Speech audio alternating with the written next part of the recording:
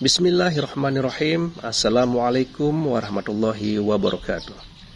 Alhamdulillahirabbil alamin, wassalatu wassalamu ala asyrofil anbiya'i wal mursalin sayyidina Muhammadin wa ala alihi wa sahbihi ajma'in, amma ba'du. Sahabat beriman yang dimuliakan Allah, syukur alhamdulillah kita bertemu lagi di channel ini. Pada kesempatan yang berbahagia ini, mari sejenak kita luangkan waktu kita untuk menyimak tausiah fenomenal dari guru kita Al-Maghfurullah Kiai Haji Zainuddin MZ. Beliau dikenal sebagai dai berjuta umat. Penasaran seperti apa isi tausiah beliau? Mari kita simak bersama. Selamat mendengarkan. Wa qatlan nafsil lati harramallahu illa bil haqq. Membunuh orang lain dengan cara yang tidak benar. Membunuh orang yang diharamkan oleh Allah Subhanahu wa ta'ala untuk melakukannya kecuali dengan alasan yang benar.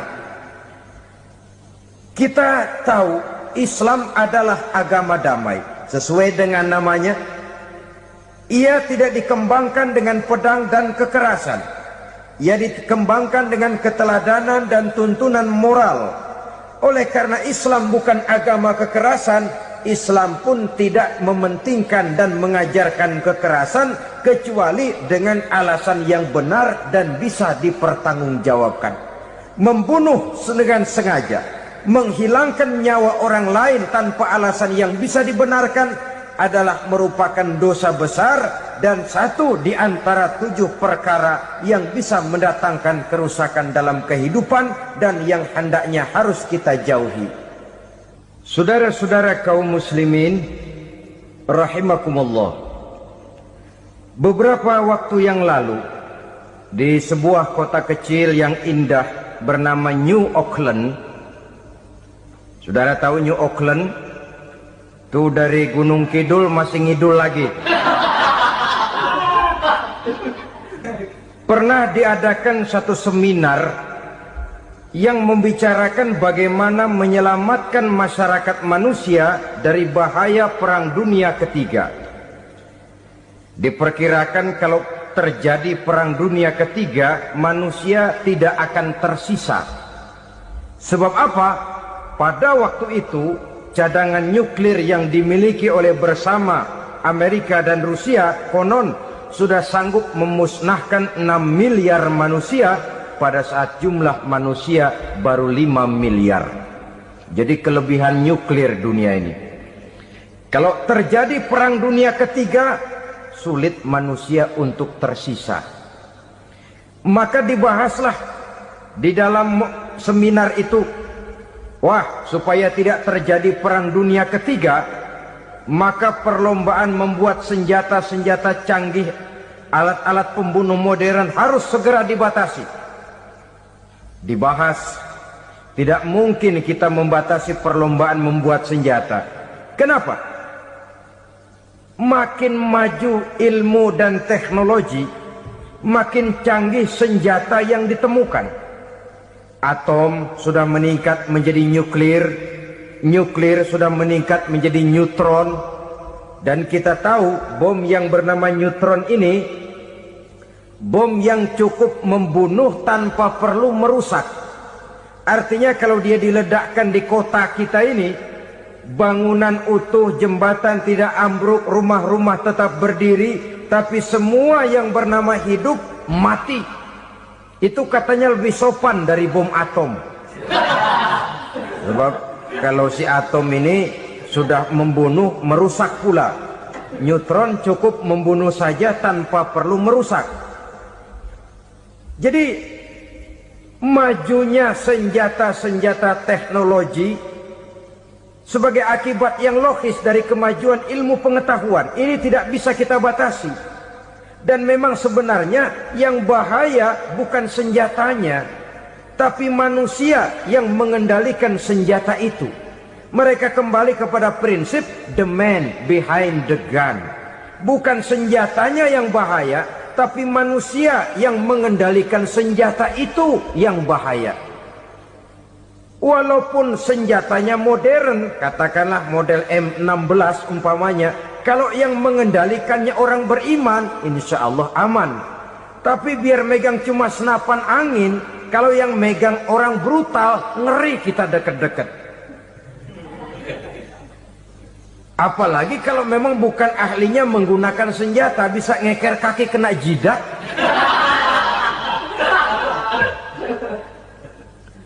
Mereka kembali kepada prinsip lama yang tetap baru. Bukan senjatanya yang harus dibatasi, manusia yang mengendalikan senjata itu yang perlu dibicarakan. Nah, kalau begitu, agar manusia tidak mempergunakan senjata sewenang-wenang, apa yang harus kita lakukan? Ya, manusianya harus bermoral. Ya, tapi moral yang mana? Di dunia ini banyak ajaran tentang moral. Itu pun mudah saja. Di sini kan kita undang saja ahli dari berbagai agama untuk membicarakan konsep perdamaian menurut agamanya masing-masing. Baik, setuju itu? Setuju. Maka tampillah para ahli agama, mereka kembali kepada prinsip moral daripada konsep yang terkandung di dalam ajaran agama untuk menegakkan perdamaian. Mula-mula naiklah ahli dari agama Hindu, dibacakan konsep perdamaian menurut ajaran agama Hindu, bahwa untuk damai manusia harus meninggalkan nafsu keduniaannya, menempuh samsara dan sebagainya untuk mencapai nirwana, menjauhi kemegahan dan kemewahan dunia. Ini lalu dibahas, rasanya juga tidak mungkin ini. Kemudian dari agama Nasrani, bahwa untuk damai manusia harus menciptakan sifat kasih sayang. Kalau ditampar pipi kiri, berikan pipi yang kanan. Kalau diberikan selendang, berikan baju. Nanti orang kasihan, lalu dia tidak akan nampar lagi. Ketika ini dibahas, ternyata rasanya pun tidak mungkin bisa diterima. Karena apa? Di zaman sekarang orang ditampar pipi kiri, dikasih pipi kanan. Bukan kasihan, gemes. Damai belum tentu, bonyok udah jelas. Lalu ketika dibacakan konsep perdamaian menurut Quran, di mana disampaikan ayat wa jazaa'u sayyi'atin sayyi'atun misluha faman afa wa aslaha fa ajruhu 'ala Allah. Balasan terhadap satu kejahatan adalah kejahatan yang seimbang, tetapi barang siapa yang memberi maaf dan mencari jalan damai, itulah yang terbaik dan akan mendapat pahala dari Allah Subhanahu wa ta'ala. Kamu tidak salah ditampar pipi kirimu, tampar lagi pipi kirinya sekeras dia menampar pipi kirimu. Nanti orang tidak mau menampar kita karena dia tahu kalau dia tampar kita, dia akan menderita tamparan sekeras dia menampar kita. Akan terjadilah prinsip saling hormat menghormati, tidak saling ganggu, tidak saling usil, tidak saling jahil. Atas dasar ini perdamaian bisa ditegakkan. Mereka bisa menerima konsep ini, tapi kemudian seminar ditutup tanpa satu keputusan resmi. Kenapa? Terus terang mereka kagum dengan konsep Islam, tapi sentimen lama terhadap nilai-nilai Islam telah menutup mata mereka untuk menerima kebenaran dari ajaran Al-Quranul Karim. Saudara-saudara kaum muslimin rahimakumullah, kembali kita kepada persoalan pokok. Roh adalah dari Allah. Dia akan kembali kepada Allah, milik mutlak dari Allah. Tidak pantas kita merampasnya dari orang lain. Tidak wajar kita menghilangkannya tanpa alasan yang dibenarkan oleh agama. Di zaman sekarang, akibat persaingan hidup yang makin tajam, lapangan kerja yang makin sulit, tensi ekonomi yang makin tinggi, atau karena nilai moral yang makin rendah, atau juga karena rapuhnya pegangan orang kepada agama, nyawa rasanya sudah sedemikian murahnya. Berbagai kasus membuat berdiri bulu roma kita. Ada mayit, ada manusia dipotong 6, dicincang macam kambing. Ada yang dipotong 5, ada yang dipotong 13, dikardusin, dibuang ke tempat sampah. Inna lillahi wa inna ilaihi raji'un. Gejala apa ini? Kanibalisme. Manusia sudah demikian sadisnya, manusia sudah sedemikian buasnya, sehingga sesama manusia diperlakukan seperti hewan. Padahal hewan sendiri Belum pernah macan makan macan, bagaimanapun buasnya macan. Belum pernah serigala memakan serigala, bagaimanapun brutalnya serigala. Tetapi manusia makan manusia di zaman sekarang kadang jadi kenyataan dalam kehidupan kita. Kadang persoalannya remeh saja. Soal uang 200 perak, pisau bicara, nyawa melayang. Soal rokok sebatang, celurit bicara, nyawa melayang. Soal-soal yang sama sekali tidak prinsip, begitu mudah kita menghilangkan nyawa orang lain. Padahal Nabi pernah memperingatkan, apabila dua orang muslim sudah berkelahi dan berbunuh-bunuhan, al-qatil wal maqtul finnar, yang membunuh dan yang terbunuh dua-duanya neraka. Sahabat heran, ya Rasul, kalau yang terbunuh, kalau yang membunuh masuk neraka itu sih wajar, tapi yang terbunuh kenapa neraka juga? Beliau menjawab, dua-duanya sudah punya niat untuk saling membunuh. Niatnya itu yang diponten. Yang terbunuh cuman lagi apes aja, keduluan dia. Umpama tidak terbunuh, pasti dia yang akan membunuh. Oleh karenanya al-qatil wal maktul, yang membunuh dan yang dibunuh finnar, dua-duanya masuk ke dalam neraka. Islam menghormati kehidupan.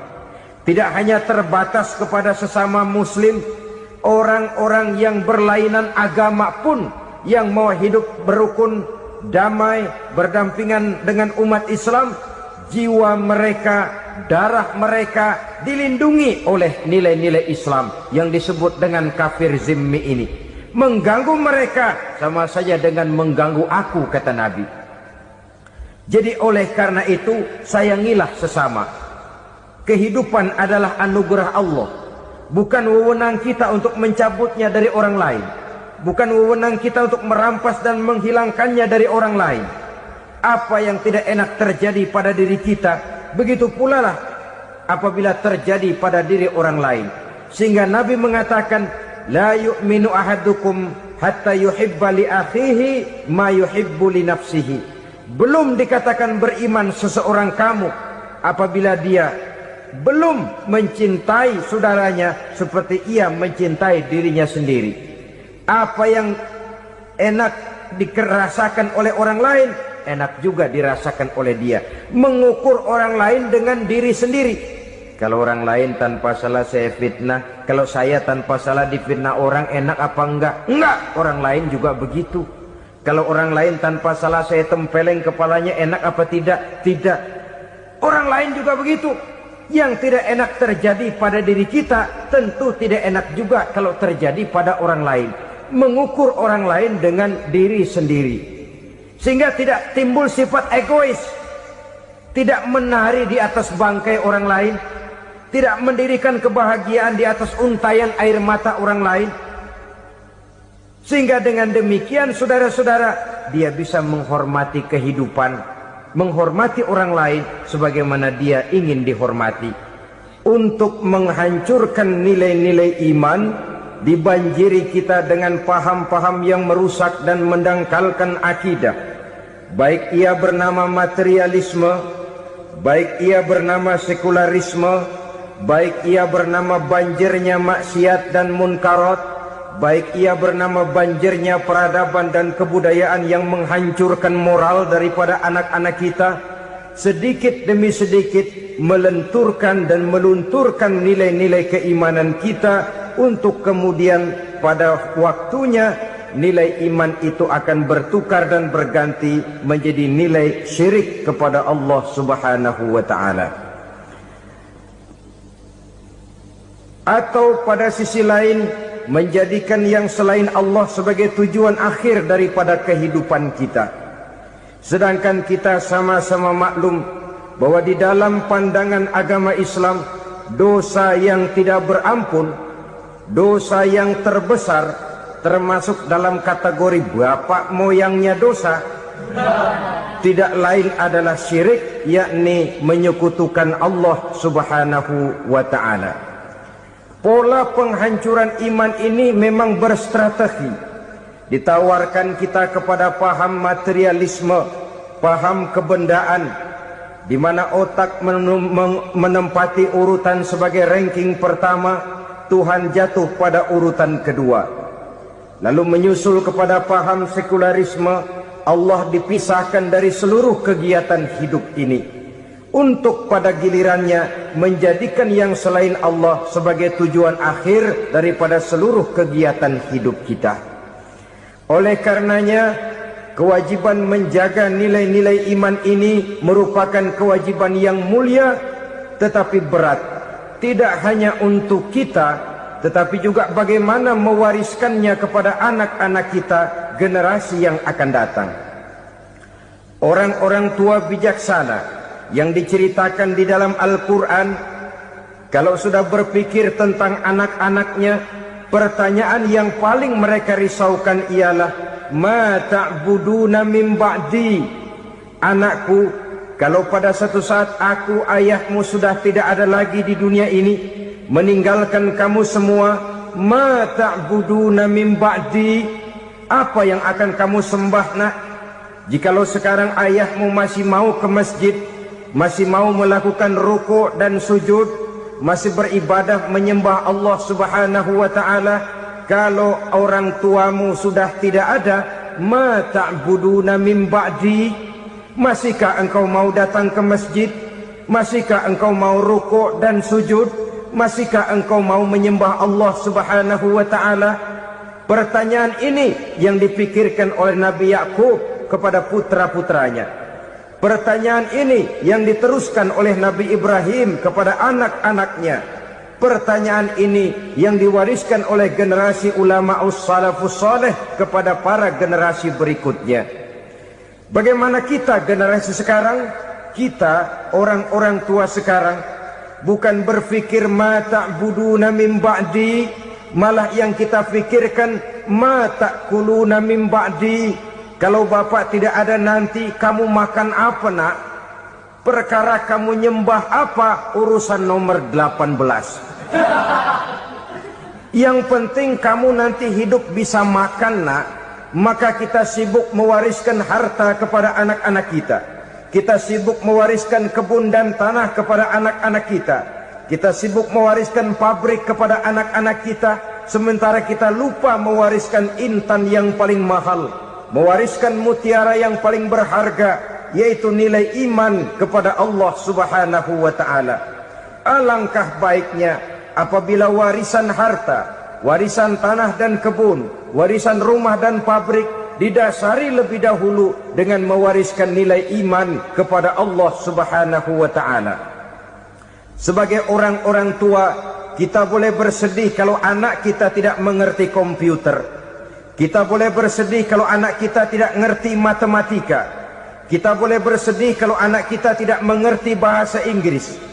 Tapi sewajarnya lebih bersedihlah kita orang tua jikalau mempunyai anak yang tidak kenal Allah sebagai Tuhannya, yang kemudian tidak mau rukuk dan sujud kepada Allah Tuhannya. Itulah kemalangan yang paling malang bila kita meninggalkan generasi yang tidak bertauhid kepada Allah Subhanahu wa ta'ala. Betapapun anak kita tidak ngerti komputer, saudara, paling-paling kerugiannya cuma kerugian dunia. Masuk dia ke alam barzakh, munkar nakir tidak akan sempat tanya kau belajar komputer apa tidak. Kumpul dia di padang mahsyar, malaikat juga tidak akan tanya matematikamu nilainya berapa. Yang ditanya kau kenal Allah, kau rukuk dan sujud kepadanya, kau pernah datang ke masjid. Oleh karena itu sekali lagi, menjaga nilai iman tidak hanya untuk kita, tetapi juga mewariskannya kepada anak-anak kita, generasi yang akan datang. Sungguh kemalangan yang paling besar apabila kita meninggalkan anak-anak kita.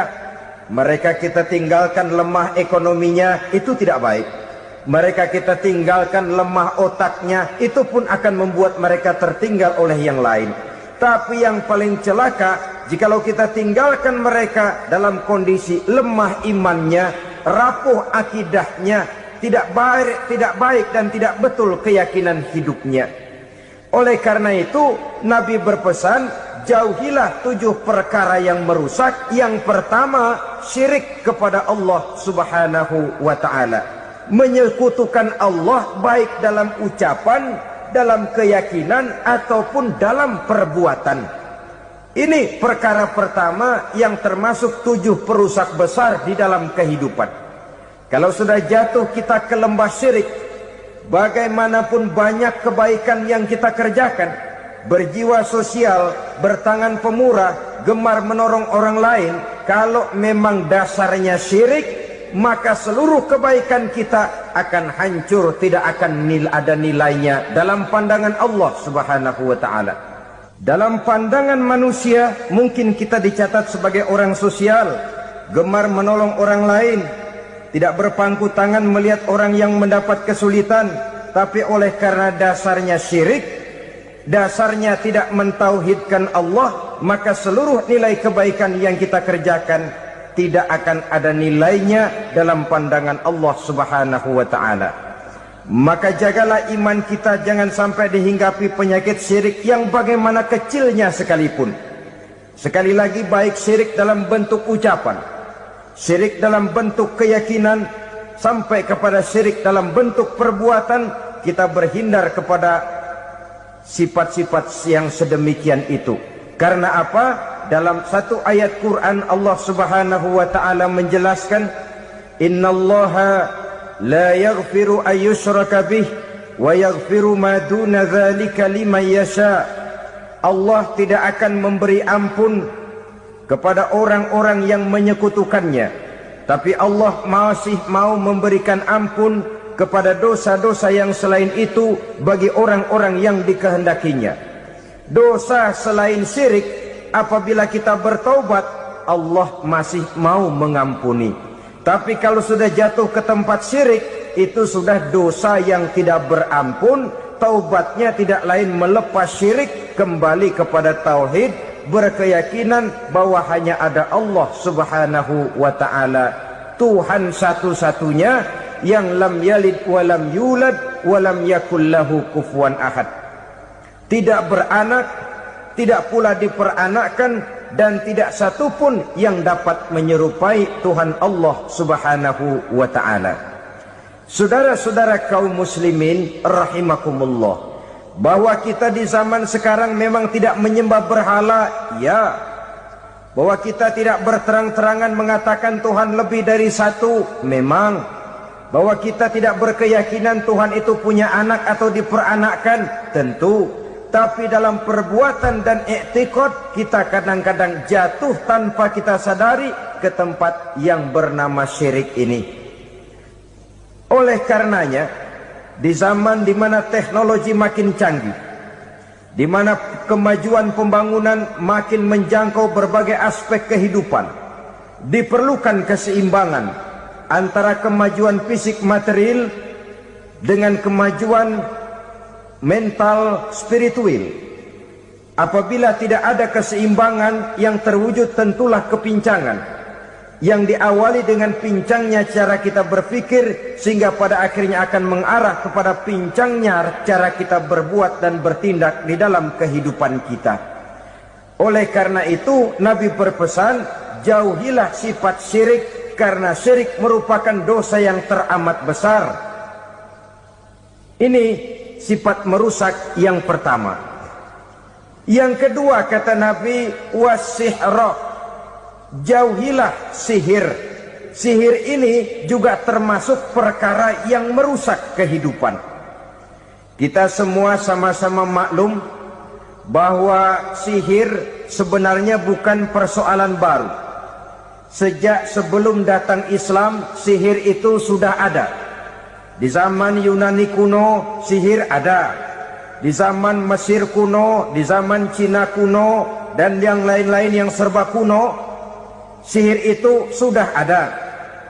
Bahkan para nabi pun, para rasul yang diutus oleh Allah subhanahu wa ta'ala, senantiasa berhadapan dengan ahli-ahli sihir untuk menguji kebenaran dari misi yang mereka bawa. Sihir adalah perbuatan di luar kebiasaan yang bisa dikerjakan oleh ahlinya dengan bantuan jin atau setan. Hukum mempelajari sihir adalah haram, mengamalkannya lebih haram lagi. Sebab itu saudara-saudara, sihir merupakan perbuatan merusak yang harus kita jauhi. Ciri-ciri daripada perbuatan sihir, pertama, ia mengandung tipuan, bayangan khayal. Di zaman Nabi Musa misalnya, orang melihat tambang-tambang itu seperti ular. Nabi Musa melayangkan tongkatnya menjadi ular-ular besar yang memakan ular-ular kecil ciptaan tukang-tukang sihir Fir'aun tadi. Lalu sihir bisa terjadi dengan bantuan jin kafir atau setan. Kemudian ciri yang ketiga, sifatnya halus dan tersembunyi. Taruh kata ada seorang ahli sihir yang mempergunakan ayat-ayat Quran sebagai jompa-jampe, sebagai baca-bacaan, itu cuma sekedar kedok. Tujuannya tidak lain menjadikan agama sebagai kedok untuk membenarkan cara yang dimurkai oleh Allah Subhanahu wa ta'ala. Satu hadis yang diriwayatkan oleh Imam Bazar dan Tabrani, Nabi berpesan, "Laisa minna man tatayyara lahu au takahhana au tukuhhina lahu au sahira lahu." Tidak termasuk ke dalam golonganku, kata Nabi. Tidak termasuk umatku. Siapa mereka? Man tatayyara lahu, orang yang bertatoyur. Apa tatoyur itu? Dari kalimat toyaro, artinya terbang. Toir biasa diartikan dengan burung. Tatoyaro percaya kepada suara-suara burung. Man tatayyara lahu, mempercayai, meyakini dengan benar-benar kepada suara beburungan. Kan suka ada itu, nah bunyi burung tuh, maling liwat. Maling liwat. Burung bunyi, maling liwat. Itu termasuk tatayyara lahu, percaya kepada suara burung. Kan aneh kalau suara orang nggak dipercaya, suara burung malah dipercaya. Ada ustadz ceramah, kiai ngaji, nggak mau didengerin, burung dengerin bener. Nah, suaranya dari sebelah mana? Belah kulon. Nah, itu tandanya ano. Habis dihitung-hitung. Itu termasuk tatayyara lahu. Au takahana, atau bertenung, au tukuhina, atau minta ditenungkan, au sahirolahu, atau melakukan perbuatan sihir atau minta disihirkan. Laisa minna, tidak termasuk ke dalam golonganku, kata Nabi. Sehingga dengan demikian saudara-saudara, menghadapi sihir dengan sihir sekalipun termasuk perbuatan yang tidak diajarkan oleh agama. Kita kan mempelajari sihir untuk jaga diri. Tidak apa-apa, yang dilarang mengamalkannya, dilarang juga mempelajarinya. Sebab orang kalau sudah mengetahui, biasanya lalu terangsang untuk mencoba. Kalau percobaannya berhasil, biasanya terangsang untuk coba lagi dan coba lagi. Pada akhirnya ketagihan, lalu beralih menjadi profesi, apalagi itu nanti bisa mendatangkan hasil uang. Saudara-saudara kaum muslimin rahimakumullah, kita manusia makhluk nyata. Kita hidup di alam nyata, terikat oleh sunnatullah, causality. Oleh karenanya, bagi kita keyakinan yang penuh, keikhlasan di dalam bertuhankan Allah, penyerahan diri sepenuhnya hanya kepadanya, itu sudah merupakan obat penangkal yang sangat ampuh agar kita tidak terkena penyakit-penyakit yang dibuat oleh setan dan para pembantunya. Sehingga beberapa ayat Quran mengajarkan, misalnya a'udzu bikalimatillahi tammati min syarri ma khalaq, atau bismillazi la yadurru ma'asmihi syai'un fil ardi wala fis sama, dengan menyebut nama Allah yang tidak bisa mendatangkan bahaya sedikit pun dari baik yang datang dari langit maupun yang datang dari bumi.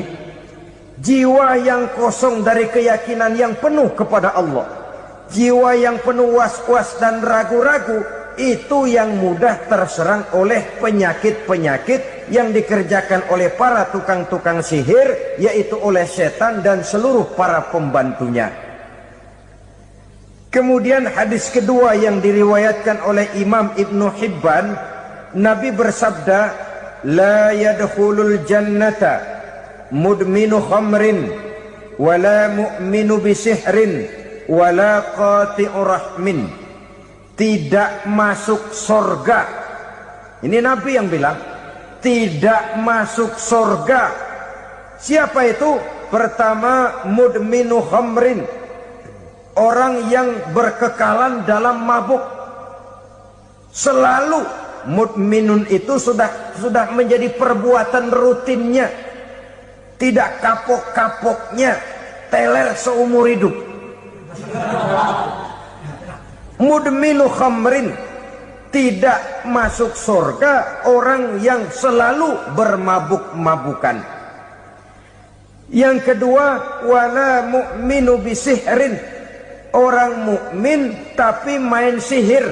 Ini juga oleh Nabi diperingatkan, tidak akan masuk surga orang mukmin tapi suka main sihir. Wala qati'ur rahmin, dan tidak juga orang yang memutuskan silaturahmi. Tiga macam manusia yang diperingatkan Nabi tidak akan masuk surga: orang yang selalu mabuk, orang mukmin yang main sihir, dan orang yang memutuskan silaturahmi.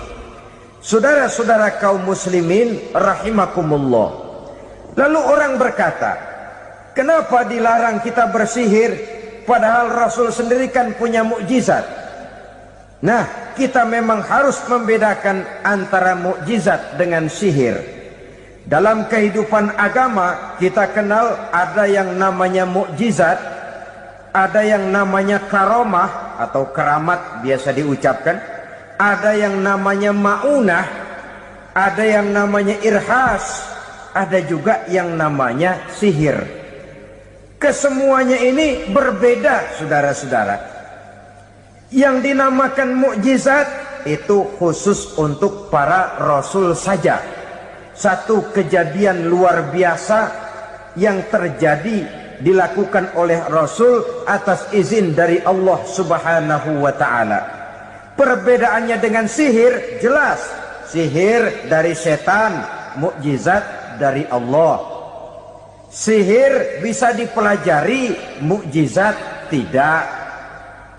Sihir umumnya untuk maksud-maksud yang tidak baik, sedangkan mukjizat untuk memperkuat kebenaran yang disampaikan oleh para rasul dan ditentang oleh umatnya. Bahkan kafir Quraisy dahulu menganggap orang-orang ahli sihir itu berada dalam satu posisi yang hina, sehingga mereka mengatakan dan menuduh Nabi Muhammad sebagai tukang sihir. Tuduhan sebagai tukang sihir adalah tuduhan yang sangat aib dan hina. Di tengah masyarakat kufar jahiliyah, kedudukan tukang sihir dipandang sebagai kedudukan yang hina, sehingga mereka mengejek Nabi dengan sebutan tukang sihir. Jadi mukjizat hanya untuk Rasul saja. Kemudian karomah. Karomah ini asal kata dari karomah, kehormatan, kemuliaan yang diberikan Allah kepada hamba-hambanya yang rajin mendekatkan diri kepadanya. Oleh karena ketekunannya melaksanakan ibadah, Allah memberikan keistimewaan kepada orang itu, yang dengan keistimewaannya dia bisa mengerjakan yang tidak bisa dikerjakan oleh orang lain. Karomah hanya bisa dicapai dengan prestasi ibadah.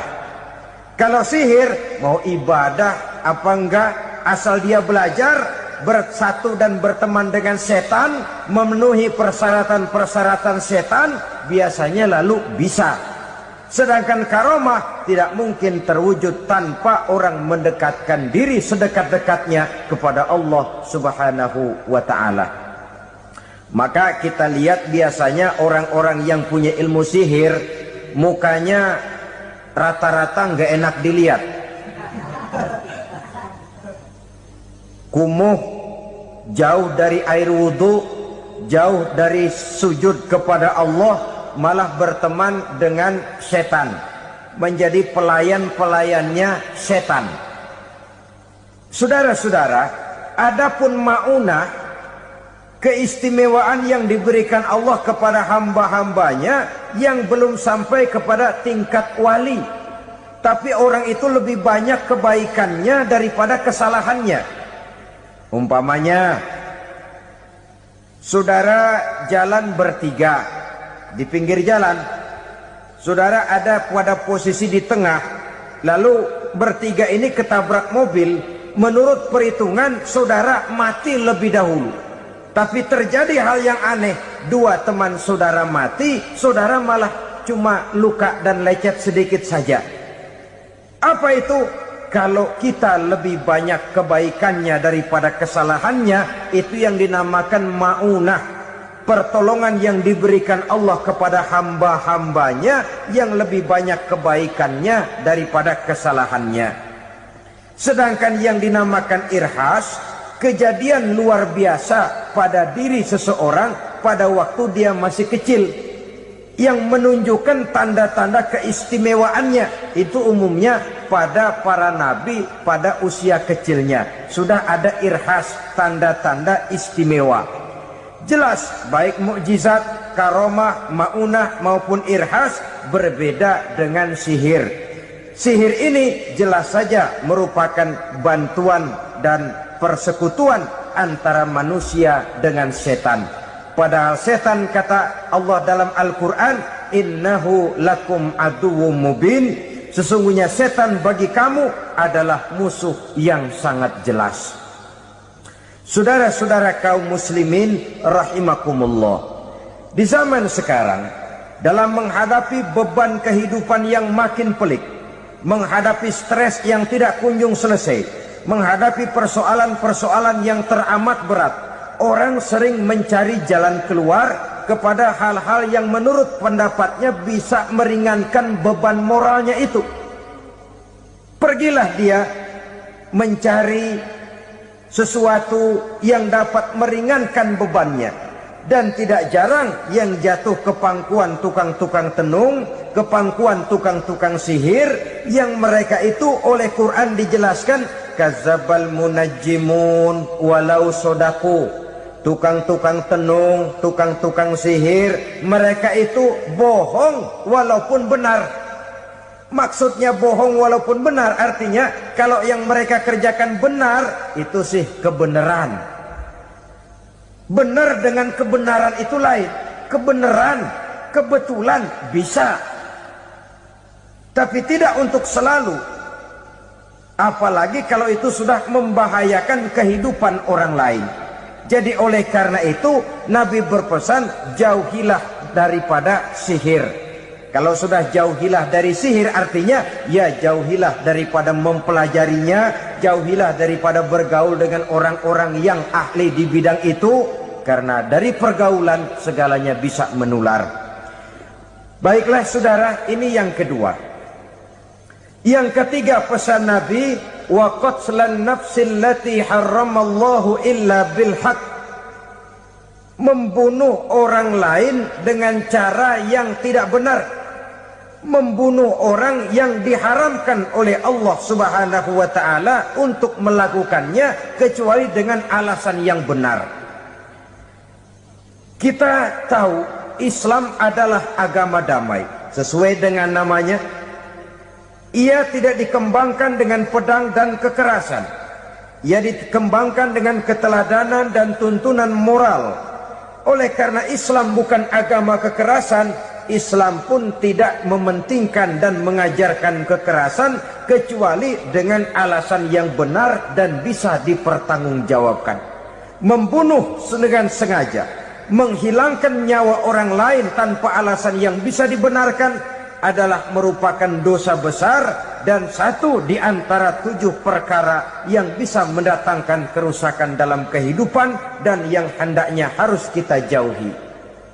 Saudara-saudara kaum muslimin rahimakumullah, beberapa waktu yang lalu di sebuah kota kecil yang indah bernama New Auckland. Saudara tahu New Auckland? Tuh dari Gunung Kidul masih ngidul lagi. Pernah diadakan satu seminar yang membicarakan bagaimana menyelamatkan masyarakat manusia dari bahaya Perang Dunia Ketiga. Diperkirakan kalau terjadi Perang Dunia Ketiga, manusia tidak akan tersisa. Sebab apa? Pada waktu itu cadangan nuklir yang dimiliki oleh bersama Amerika dan Rusia konon sudah sanggup memusnahkan 6 miliar manusia pada saat jumlah manusia baru 5 miliar. Jadi kelebihan nuklir dunia ini. Kalau terjadi Perang Dunia Ketiga, sulit manusia untuk tersisa. Maka dibahaslah di dalam seminar itu, wah, supaya tidak terjadi Perang Dunia Ketiga, maka perlombaan membuat senjata-senjata canggih, alat-alat pembunuh modern harus segera dibatasi. Dibahas, tidak mungkin kita membatasi perlombaan membuat senjata. Kenapa? Makin maju ilmu dan teknologi, makin canggih senjata yang ditemukan.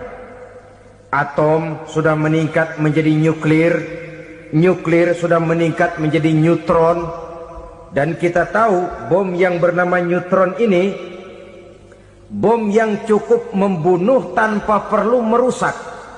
Artinya kalau dia diledakkan di kota kita ini, bangunan utuh, jembatan tidak ambruk, rumah-rumah tetap berdiri, tapi semua yang bernama hidup mati. Itu katanya lebih sopan dari bom atom. Sebab kalau si atom ini sudah membunuh, merusak pula. Neutron cukup membunuh saja tanpa perlu merusak. Jadi majunya senjata-senjata teknologi sebagai akibat yang logis dari kemajuan ilmu pengetahuan ini tidak bisa kita batasi. Dan memang sebenarnya yang bahaya bukan senjatanya, tapi manusia yang mengendalikan senjata itu. Mereka kembali kepada prinsip the man behind the gun. Bukan senjatanya yang bahaya, tapi manusia yang mengendalikan senjata itu yang bahaya. Walaupun senjatanya modern, katakanlah model M16 umpamanya, kalau yang mengendalikannya orang beriman, insya Allah aman. Tapi biar megang cuma senapan angin, kalau yang megang orang brutal, ngeri kita deket-deket. Apalagi kalau memang bukan ahlinya menggunakan senjata, bisa ngeker kaki kena jidat.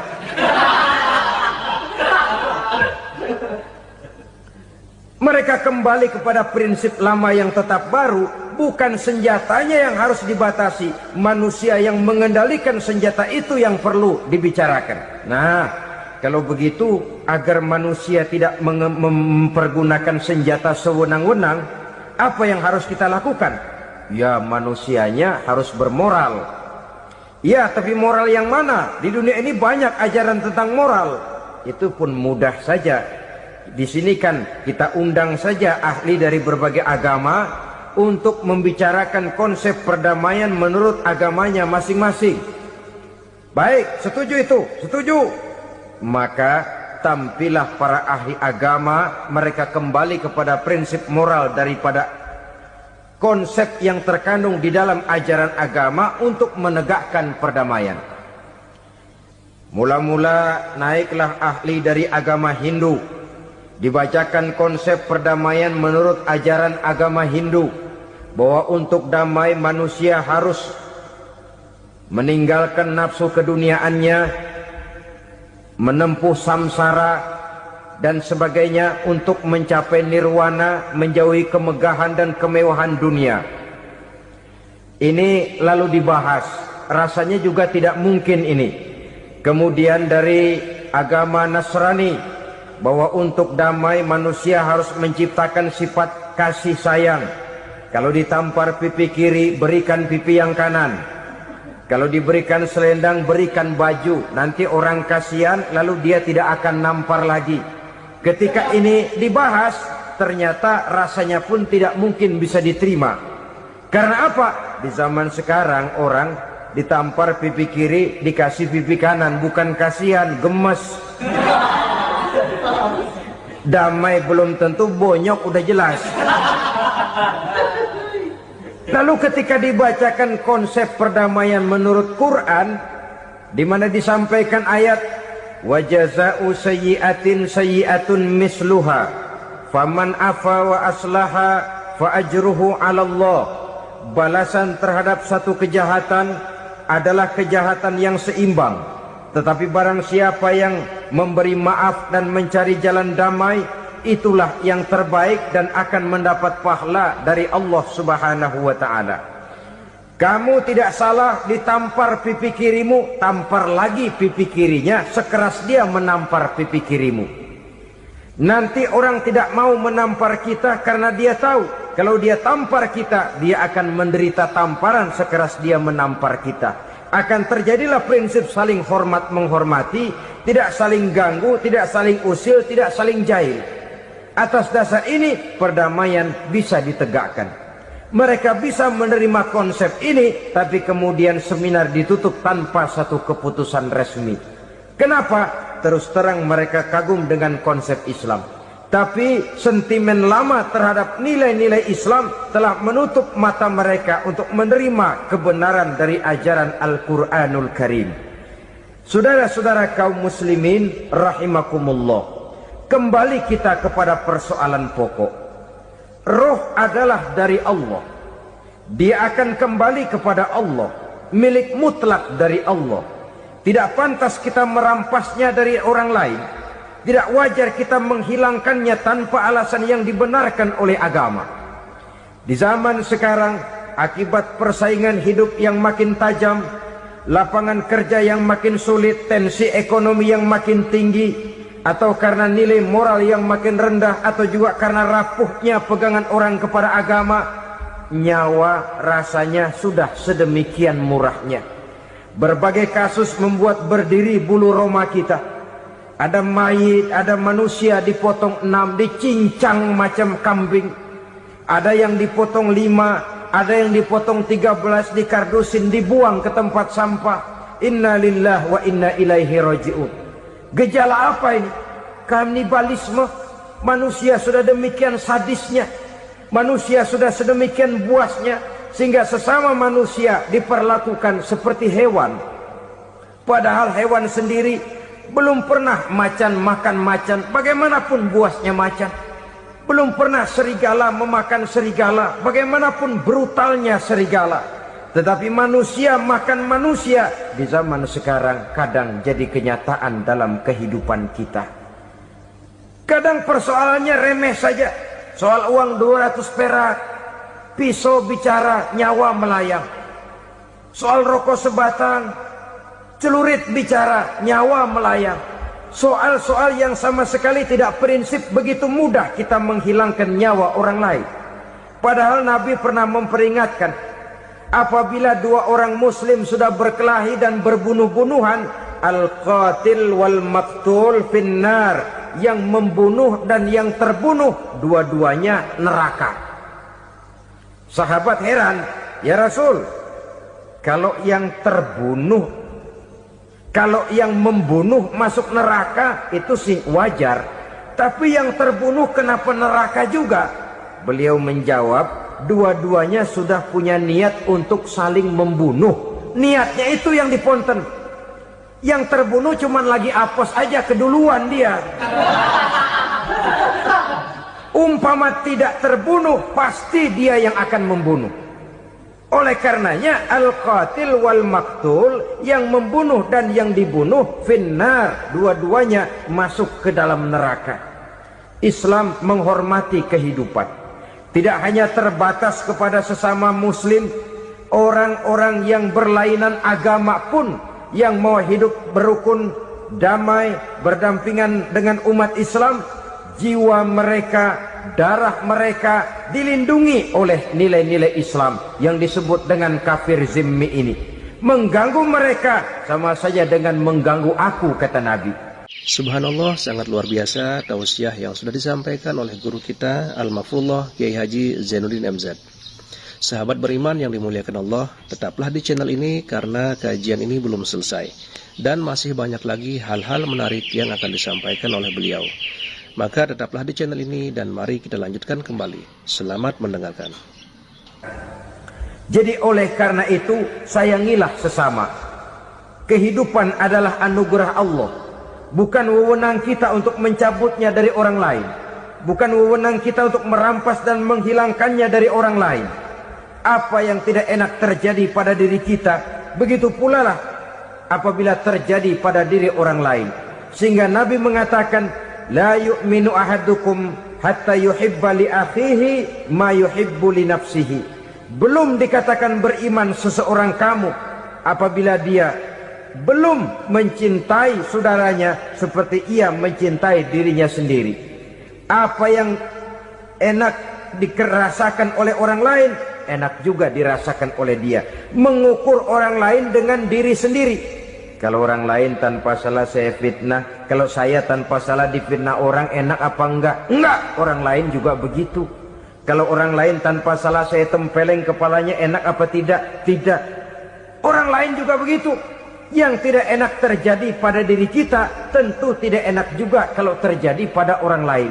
Mengukur orang lain dengan diri sendiri, sehingga tidak timbul sifat egois, tidak menari di atas bangkai orang lain, tidak mendirikan kebahagiaan di atas untayan air mata orang lain.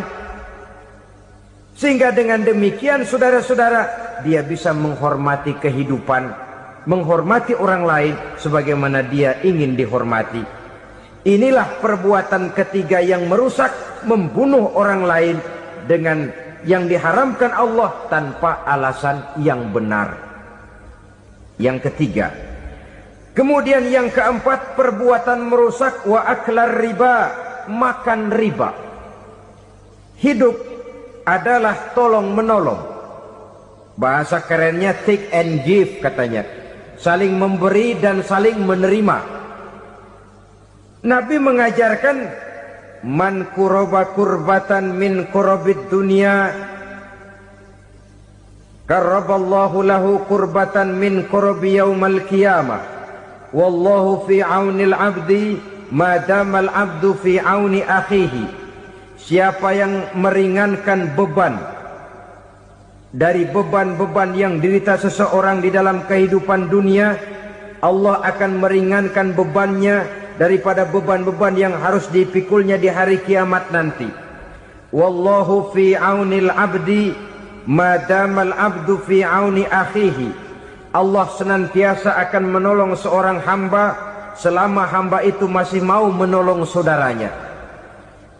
Allah selalu akan menolong seorang hamba selama hamba itu masih mau menolong saudaranya.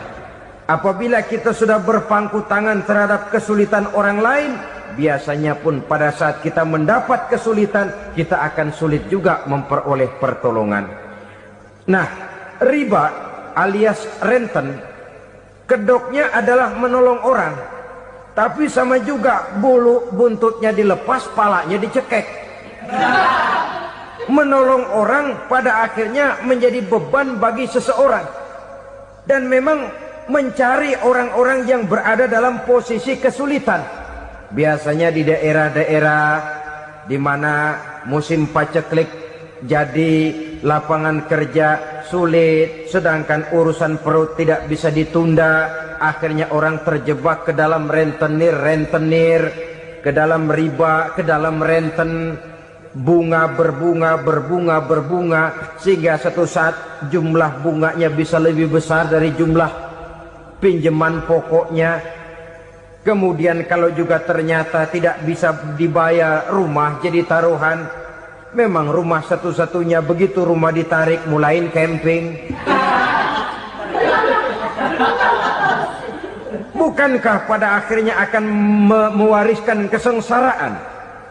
Oleh karena itu, kepada kita berusahalah jangan berhubungan dengan rentenir-rentenir, jangan makan renten dan riba. Kepada mereka yang melaksanakan riba, walaupun mendatangkan keuntungan materi, tapi percayalah harta yang didapat dengan jalan riba tidak akan membawa keberkahan. Manakala tidak membawa keberkahan, dia tidak akan mendatangkan ketenangan di dalam kehidupan kita.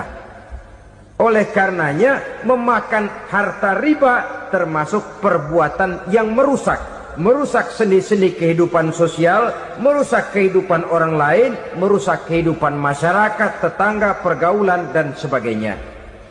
Yang kelima, wa akla malil yatim, memakan harta anak yatim dengan cara yang zalim. Nih, memang lezat. Anak yatim itu nggak tahu urusan apa-apa. Kita diamanahkan untuk mengurusinya. Kadang-kadang dibentuklah panitia penyantunan yatim piatu. Yatimnya mah tetap kelaparan, panitianya yang pada gendut.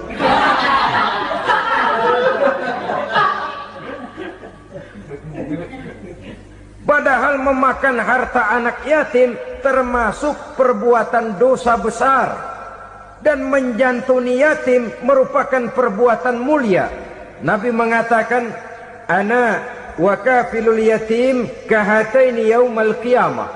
Aku dan orang-orang yang menyantuni anak yatim seperti dua jari ini pada hari kiamat nanti. Dekat sekali. Jikalau ingin di hari akhir nanti dekat dengan Rasul, bersahabatlah dengan anak-anak yatim. Jadilah pengurus anak-anak yatim.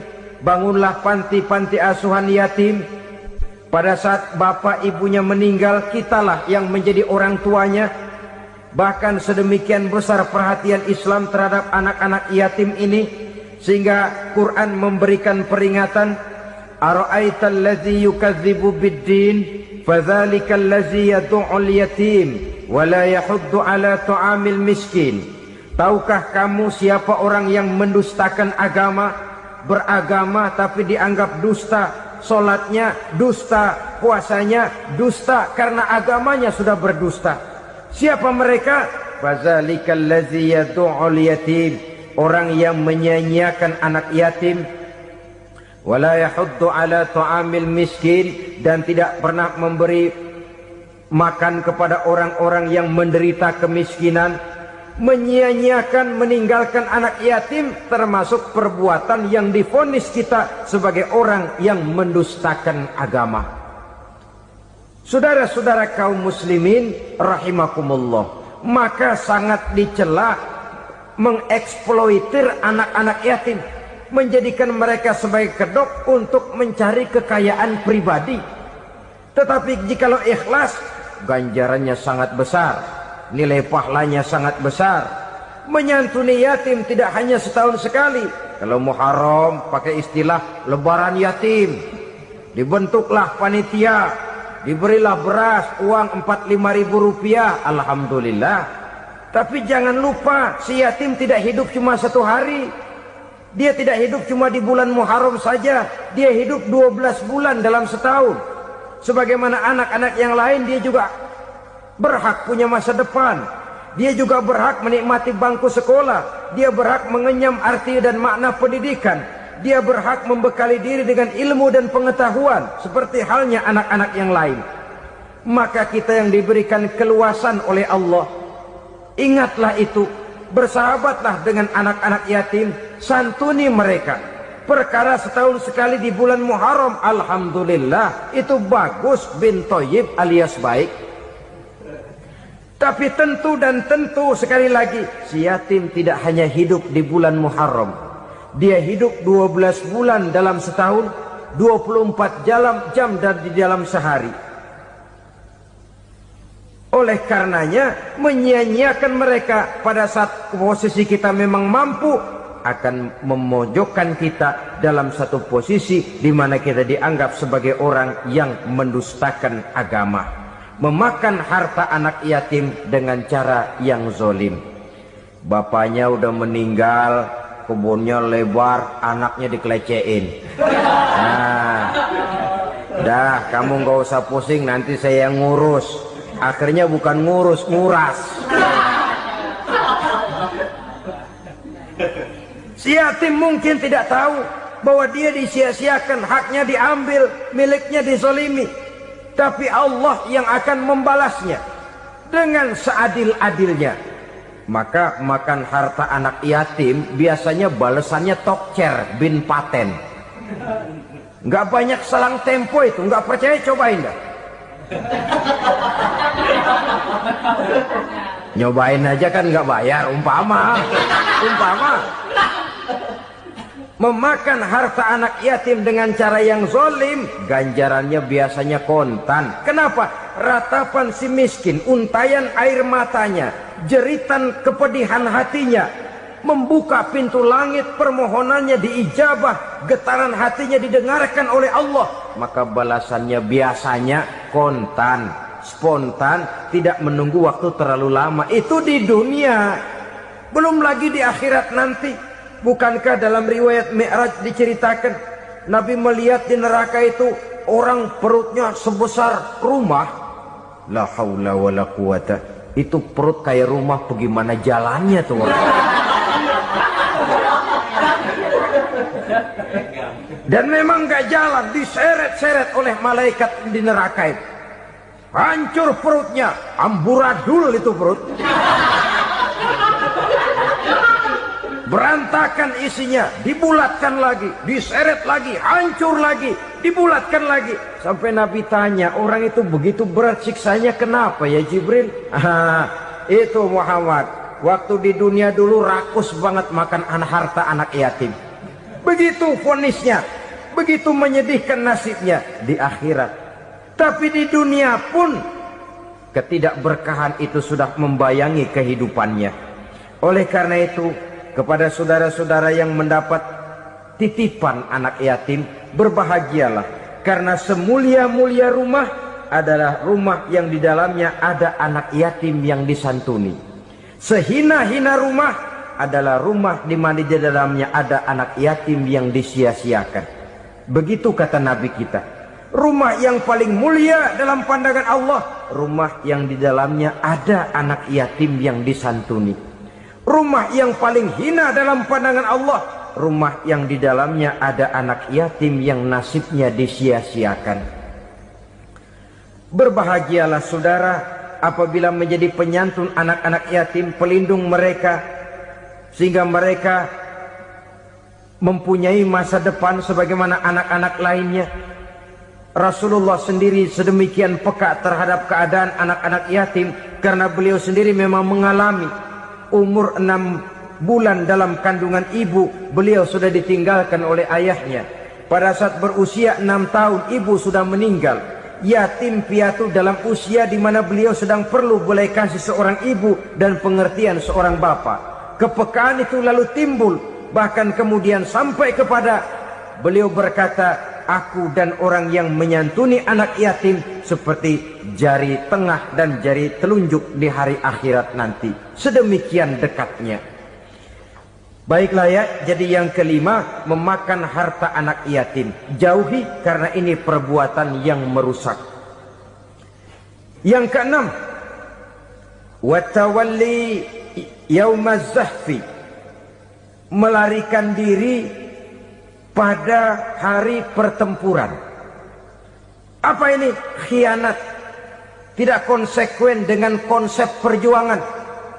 Pada mulanya keras benar teriak, berantas korupsi, ganyang korupsi. Cuma karena belum dapat giliran.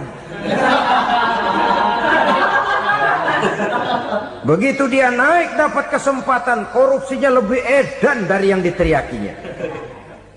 Ini termasuk tawalli yaumaz zahfi, berpaling pada hari peperangan. Di saat menghadapi musuh, kalau belum kelihatan musuh, teriaknya nyaring bener. Jangan takut, demi kebenaran sampai titik darah yang paling penghabisan. Musuh belum kelihatan. Begitu musuh sudah kelihatan, paling dulu lari ke belakang. Kalau diajak berjuang ada saja alasannya. Sehingga Quran memberikan peringatan kepada kita semua. Mengapa kamu ini berat? Kalau sudah diajak berjuang di jalan Allah, kakimu seperti terhunjam berakar di perut bumi.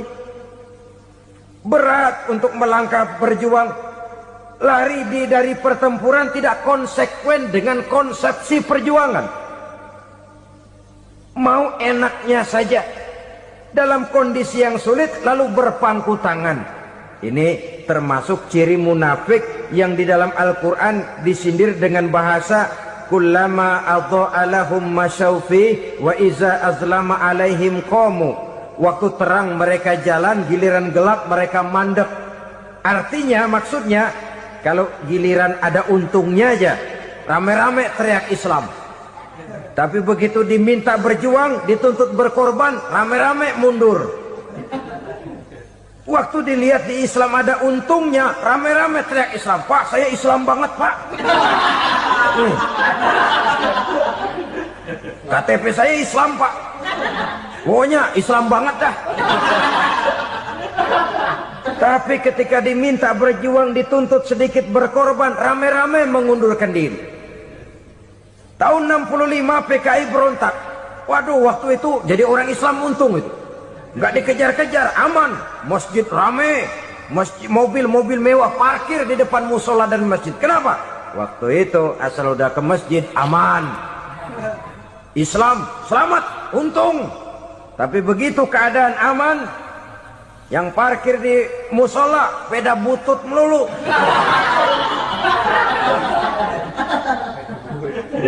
Waktu terang mereka jalan, waktu gelap mereka berhenti. Dikala di Islam ada untungnya, baru wah Islam bagus, Islam hebat. Tapi waktu dilihat ada kerugian, jangan bawa-bawa Islam dah. Jangan bicara soal Islam, ini kan bukan soal agama. Bukan soal agama. La haula wa la quwata illa billah. Beragama kita ambil talfik fid din, mengambil yang enteng-enteng saja dalam urusan beragama ini. Tidak konsekuen kita dengan Islam kita. Seolah kita mau memilih mana yang terasa cocok sama selera kita, kita teriak Islam. Beratan aja dikit, rame-rame berpaling. Itu termasuk tawalli yaumaz zahfi. Alhamdulillahirrabbilalamin. Demikianlah kajian penuh ilmu, hikmah dan manfaat yang sudah disampaikan oleh guru kita Al-Makfurullah Kiai Haji Zainuddin MZ. Sahabat beriman yang dimuliakan Allah, mari kita doakan guru kita, semoga beliau diampuni segala dosa-dosanya dan dilapangkan kuburnya. Dan buat sahabat semua yang sudah setia menyimak tausiah ini sampai selesai, saya ucapkan terima kasih banyak. Semoga Allah Subhanahu wa Ta'ala senantiasa selalu melimpahkan segala rahmat dan karunia-Nya kepada sahabat semua.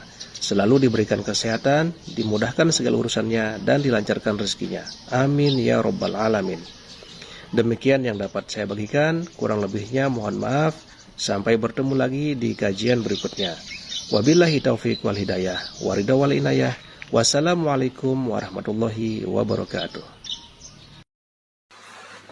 Setelah kita mendengarkan tausiah fenomenal dari guru kita Al-Makfurullah Kiai Haji Zainuddin MZ, sekarang mari kita lanjutkan aktivitas kita masing-masing.